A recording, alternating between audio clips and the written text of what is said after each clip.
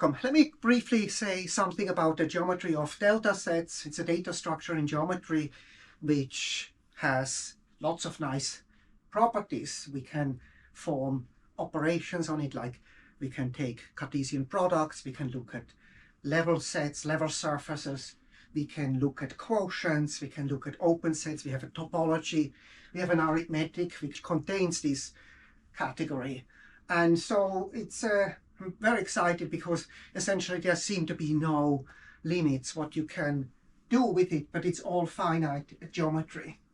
Today, just look at a couple of examples illustrating this data structure. So what we have to give is a finite set, we have to give a matrix, and we have to give that assign dimensions to the individual elements. This has to be compatible, of course, so that the Hodge blocks which you get when you take this matrix squared, you get blocks, and these blocks should be on places where the dimension is constant.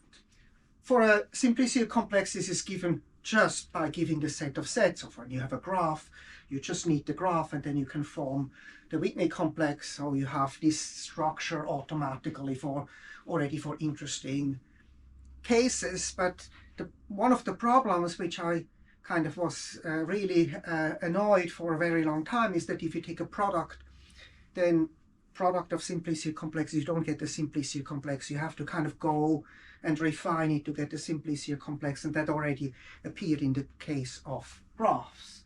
Now here, in the case of delta sets, we are closed in that thing, so we have no difficulty to just produce this product, and we can compute cohomology, we can compute level sets, we can do whatever. Here we have level sets in a simplicial complex, but we could also look at level sets here. Just have to make sure that the cells are cut nicely. Each of the cells are kind of like the individual atoms of space. They can have different dimension, but what is nice is that we have direct access to the individual parts of space, and we have also a notion of point.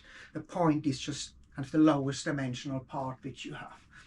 I have here an example. This is kind of a typical prototype example where we take a simplex, and then we take as a closed subcomplex is the skeleton complex of one dimension lower, and then we quotient that out. What then remains is just the maximal simplex, the one element, one set. In this case, it's just, 1, 2. So that's this, and then we compactify. If you look at G over K, we think about this as just a compactification of this open set. And what we have is a very small representation of a circle. So it has only one point and one other cell. You can do that in any dimension. And in any dimension, you can represent spheres like that. It doesn't have a lot of structure, right? Because here the curvature is 0. For example, there's just one point. The curvature is 0 in even dimension. The curvature would be 2 at that point. So it's not very interesting from a differential geometrical point of view. But if you kind of look at more, larger examples of manifolds, then you can do essentially anything you can do with smooth manifolds. And so here I have kind of a couple of examples where this is actually the zero-dimensional case, is just the topos of, finite sets. In that case, there's no interesting geometry yet. So cohomology is just counting.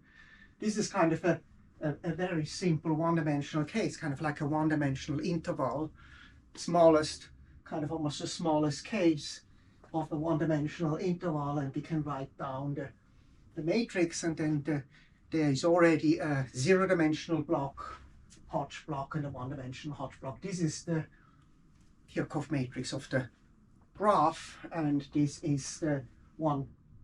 This is the one form Laplacian. So there's no interesting stuff. There's no electromagnetism yet because there are no two forms. But soon you can do that, say, kind of already here, you have already two-dimensional parts. Everything is nicely compatible in the sense that if you look at the Laplacian of the product, it's just a tensor product. So that's kind of that's compatibility with arithmetic. If you take the addition, disjoint union, the coproduct of two of these structures, then you have just the matrices are just direct products. I mean, these are then blocks in a larger part, but if you take products, then you get the tensor product. We have compatibility with connection calculus. So we have seen for a simplicial complex, we can look not at incidences like here, but we can look at connections. And then we have a connection calculus where the Laplacian is always invertible. It's kind of a miracle which happens there. And but also when you take products, it still happens that we have a. It doesn't. This connection calculus doesn't really work then for open sets. So if you take an open set, this is an example of an open set, and the connection calculus is, I mean, the matrix, the connection matrix is no more invertible in general. Here, example 7 is kind of an example where we have levels, where we form level sets of functions, and that's quite important for constructing new manifolds from old manifolds. And so in this case, we a priori get open sets, delta sets, and not simplicial complexes. But we can always then, reduce it to a simplicial complex, and so to a manifold. So that's just for me to get a little bit organized with this beautiful delta set structure.